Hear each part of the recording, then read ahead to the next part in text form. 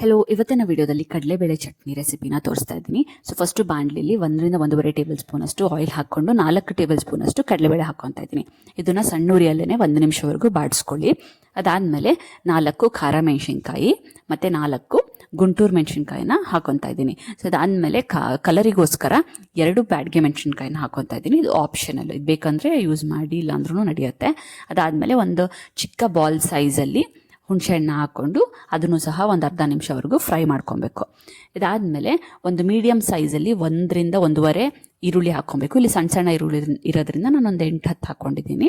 ಇದಾದಮೇಲೆ ಒಂದು ಅರ್ಧ ಮುಷ್ಟಿಯಷ್ಟು ಕಡಲೆಕಾಯಿ ಬೀಜನ ಹಾಕ್ಕೊತಾ ಇದ್ದೀನಿ, ಸ್ವಲ್ಪ ಟೇಸ್ಟ್ ಚೆನ್ನಾಗಿ ಬರುತ್ತೆ ಅಂತ.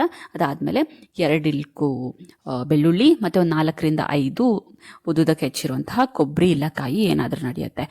ಇದಾದಮೇಲೆ 1 ಟೇಬಲ್ ಸ್ಪೂನಷ್ಟು ಜೀರಿಗೆ ಹಾಕ್ಕೊತಾ ಇದ್ದೀನಿ. ಅದಾದಮೇಲೆ 1 ಹಿಡಿಯಷ್ಟು ಕೊತ್ತಂಬರಿ. ಇಷ್ಟೂ ಚೆನ್ನಾಗಿ ಫ್ರೈ ಮಾಡ್ಕೊಬೇಕು. ಯಾವುದೇ ಕಾರಣಕ್ಕೂ ಕಡಲೆಬೇಳೆ ಸಿಗಬಾರ್ದು. ಆ ಥರ ಮೀಡಿಯಮ್ ಇಲ್ಲಾಂದರೆ ಸಣ್ಣ ಉರಿಯಲ್ಲಿ ಫ್ರೈ ಮಾಡ್ಕೊಬೇಕು. ಸೊ ತಣ್ಣಗಾದ್ಮೇಲೆ ಮಿಕ್ಸಿ ಜಾರ್ಗೆ ಹಾಕಿ ನೀರು ಹಾಕ್ದೇ ಒಂದ್ಸರಿ ಚೆನ್ನಾಗಿ ರುಬ್ಕೊಬೇಕು. ಯಾಕಂತಂದರೆ ನೀರು ಹಾಕಿದ್ರೆ ಕೆಲವೊಂದು ಸರಿ ಇದೆಲ್ಲ ನುಣ್ಣಗಾಗಲ್ಲ ಅದರಿಂದ. ಸೊ ಚೆನ್ನಾಗಿದಲ್ಲ ಆದಮೇಲೆ ನಿಮ್ಗೆ ಎಷ್ಟು ಸಾಲ್ಟ್ ಬೇಕೋ ಅಷ್ಟು ಹಾಕಿ ನೀರನ್ನ ಹಾಕಿ ರುಬ್ಕೊಬೇಕು. ಸೊ ಇಲ್ಲಿ ನಾನು ಬಾಣಲಿಯಲ್ಲಿ ಏನು ಫ್ರೈ ಮಾಡ್ಕೊಂಡಿದ್ನಲ್ಲ ಅದಕ್ಕೆ ಸ್ವಲ್ಪ ನೀರು ಹಾಕ್ಕೊಂಡು ಮತ್ತು ಜಾರಿಗೆ ಹಾಕ್ಕೊಂಡು ಮಿಕ್ಸ್ ಮಾಡಿದೆ. ಸೊ ಕಡಲೆಬೇಳೆ ಚಟ್ನಿ ಎಲ್ಲದಕ್ಕೂ ಸೂಪರ್ ಆಗಿರುತ್ತೆ. ಇಡ್ಲಿ ದೋಸೆಗೆ ಬೊಂಬಾಟ್. ಚೆಕ್ ಮಾಡಿ, ಟ್ರೈ ಮಾಡಿ.